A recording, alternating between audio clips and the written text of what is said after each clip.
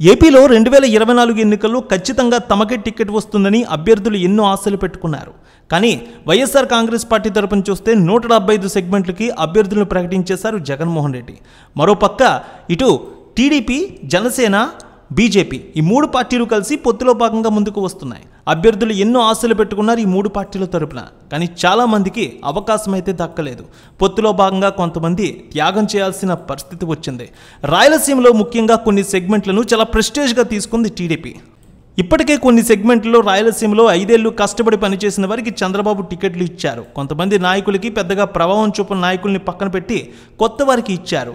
అయితే ముఖ్యంగా చెప్పుకోవాల్సింది అనంతపురం జిల్లాలోని ధర్మవరం సెగ్మెంట్ గురించి. ముఖ్యంగా పరిటాల కుటుంబం హవా ఇక్కడ కనిపిస్తోంది టీడీపీ తరపున.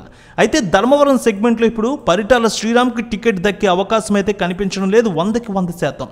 ధర్మవరంలో నిన్నటి వరకు పరిటాల శ్రీరామ్ వర్సెస్ గోనుగుంట్ల సూర్యనారాయణ మధ్య టికెట్